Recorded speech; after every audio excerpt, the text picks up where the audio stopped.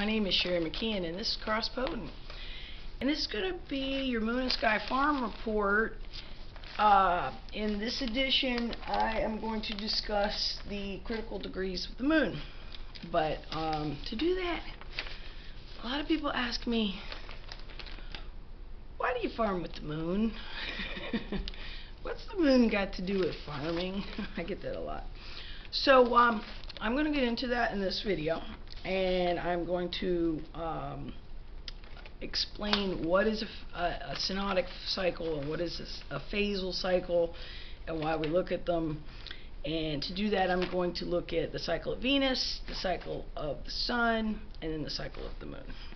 And I have to give a lot of thanks to my crew that's been helping me do all this for the last couple weeks.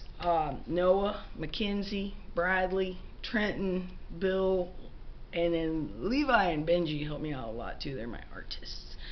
I want to say thanks, Lane, for joining us on the day of the solar eclipse. I took some children out into the forest for a walk, and Lane got to join us. He's only like 8, and he had a great time. He learned about hunting mushrooms, and right when we came up onto the gravel road, we saw mommy deer with twin fawns. I have never seen twin fawns, and that to me was just spectacular, and I'm so glad Lane got to join us for that. I hope you get to go with us again.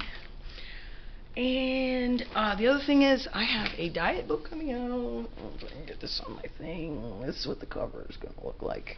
The Secret to Losing Weight. And it goes into a little bit of using energies that the Native American people are familiar with. So I'll have a video about that. Okay, so let's get to Venus. First thing we're going to do is look at Venus, because why do we even look at cycles, you know? And Venus is a really good one to look at. This is the synodic period of Venus, which is like meteorology, okay? It's not astrology. It's meteorology. Where is Venus in its little orbit around the little sun from Earth's vantage point?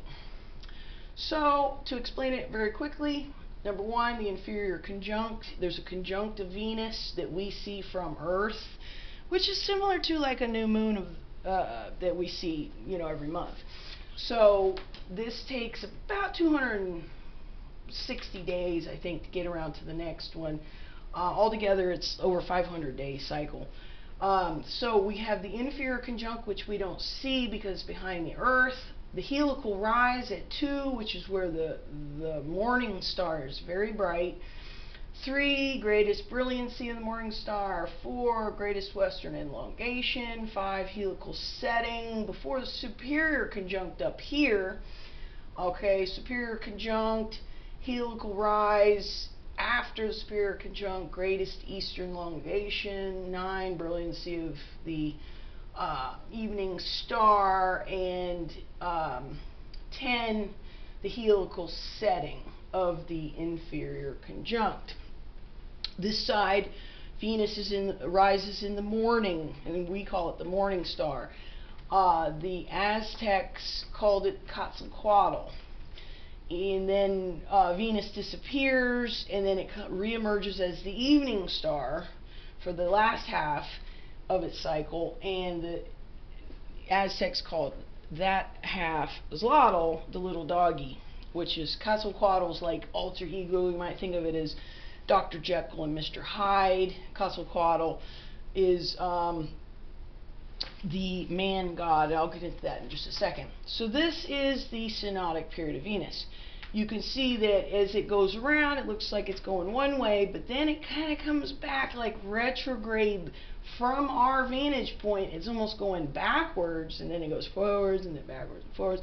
So that backwards part is called retrograde, which is this chart. And if I can do it quickly, this forms an 8-year cycle. So this is the seasons of Venus. This is not meteorology. This is astrology. In an 8-year cycle, Venus makes 5 perfect retrogrades on these exact degrees, very close, within orb, you might say. So to look at those special angles, 72, 144, 216, and 288, you're looking at the seasons that it goes through. And that 72 degree angle is called a quintile. The 144 is called a biquintile. But you can divide that up into smaller divisions and make an entire family of angles, 18 degrees being the vigintile, 36 the semiquintile. Some people call this the decile, I don't know. So there's all different names for all of these. 108 here is tredicile, nona, vigintile, I don't even know how to pronounce some of these. So the Aztecs knew about this, but they named every single one of these degrees with a day sign. There are 20 day signs, and there are 13 of these little months, you might say, 20-day months that make up the Venus cycle. And there's 29 in the entire Venus cycle. But for the first part of the morning star with Quetzalcoatl, there's 13 of these little months. The crocodile, wind, house, lizard, serpent, death. Funny, death is on the square. Deer, rabbit, water, dog, monkey. Monkey is like chaos. It's funny that that's the opposition. Grass, reed, ocelot, eagle, vulture, earthquake, flint knife, rain, flower. So I'm not going to get into this right now, but it is just interesting that the Venus retrogrades are all real swampy. The crocodile, the serpent, this is like the swamp snake serpent, whereas lizard is like the drier sign. So excuse me, that's a little swampy there. Water, reed, earthquakes down there, they would always like bring up water and make it swampy. So when you're in the retrograde angles, according to the Aztecs, you're in the swamp with either, you know, Quetzalcoatl or Zlotl. Okay, and he represents the man god, cleverness, skill, and he's called the cutter of gemstones, which I think is fascinating when you start looking at the sun. Okay. Oh wow. One thing about Venus, all this Venus information come from Bruce Schofield here, and Bruce Schofield, his other book, Mayan Astrology.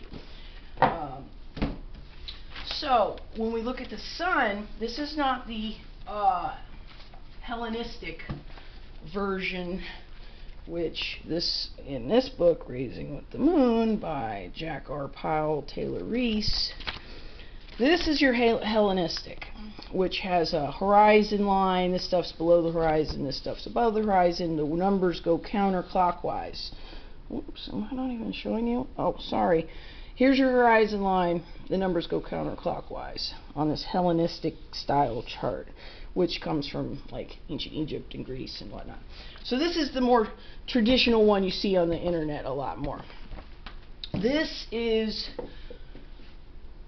excuse me, clockwise, so it's not based on that Hellenistic chart. It's just a phasal cycle, and when you measure degrees, you go clockwise. So this is just an analysis chart. And of the sun, which is Aries, and this Taurus, Gemini, whatnot around, it forms a whole family of degrees that are different, distinctly different than Venus. There's a semi-sextile, there's, you know, all different inconjuncts and whatnot.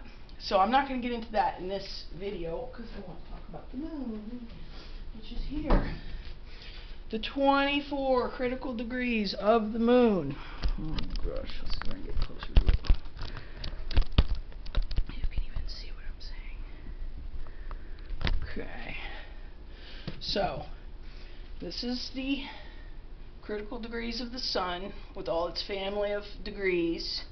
I've written some of the names around here, which I don't even know if you can read because I'm not that close.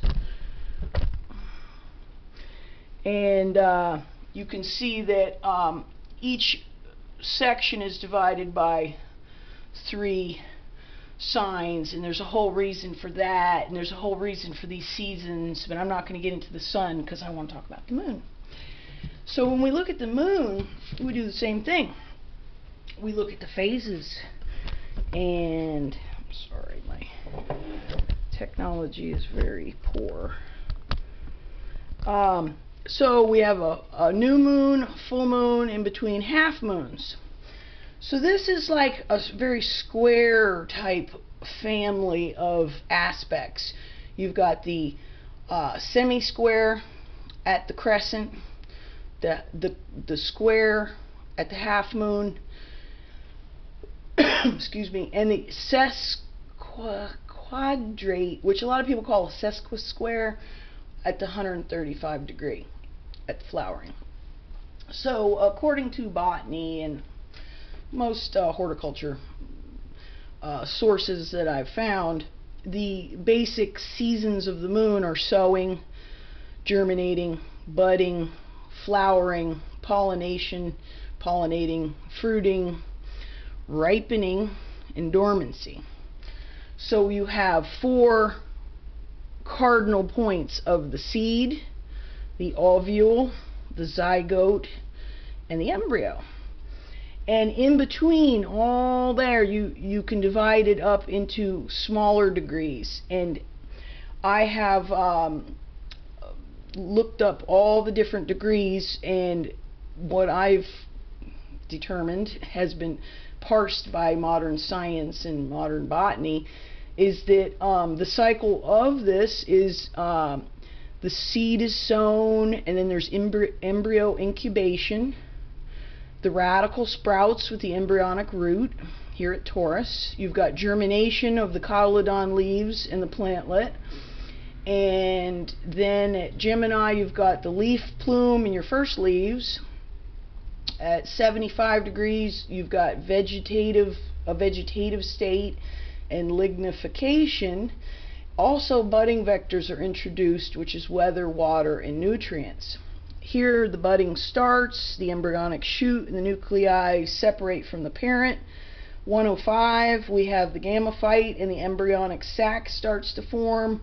120, the ovary forms. You have placentation, which is the ovule attaching to the ovary. 135 is the flowering, the calyx and the corolla opening. 150, dissemination of pollen, which is natal dispersion, which is the plant itself dispersion of the pollen. 165, dissemination of pollen. Vector dispersion. Vector dispersion can be rain, it can be bumblebees, it could be the wind. Vectors introduce pollen into the appropriate parts of the flower, and pollination happens. Yay! The pollination is basically plant procreation, plant sex. 195, abscission of the petals. They drop away. 210, Scorpio, the seeds form. 225 is fruiting. The ovary swells around the seeds. 240, Sagittarius, there's a softening and a sweetening of the fruit. 255, color change, pigment vectors are introduced, weather, water, nutrients. At the Capricorn, we have the ripening, the kernel is ready, or it could be the fruit. If it's grains, it's a kernel, or corn like the Native Americans grew, would be the kernel. But otherwise, it's the fruit has ripened. There's an abscission of the fruit, which means that it drops away. Then you have the dissemination of the fruit by natal dispersion of it dropping away from the plant. And then you have dormancy of the plant, where there's a reabsorption and the leaves turn red from that reabsorption. Abscission of the leaves, dissemination of the seeds by natal dispersion of the plant itself. And then that was 300, 315, 330 is the leaves drop away, dissemination of seeds by natal dispersion. That's the Pisces. And then 345, dissemination of seeds, vectors disperse, which is wind, weather, water, animals, all that sort of thing is a vector. And then you're back to the seed being sown at the new moon. And this is generally reminds me of Aristotle's little quote. I wrote it up here. All narrative, it's been credited to Aristotle, I guess. All narrative is tension. all of this moon cycle is tension, it's squares. You'll find that gardening on the moon happens, the big stuff happens on the half moon, which is the square angle. And this is, and often at the new moon and the full moon, it's almost a resting in between, getting ready for the stuff to happen. So this is a phasal cycle of the moon, and this is why we look at this sort of thing, and why we want to look at the seasons of the cycle and not just the meteorological information that you can get from looking through a telescope. And I hope this has been informative for you. One other thing I would like to bring up is that in the Native American universe, you might say, which is, this is my artistic rendering of it. If I can get a better picture, I will.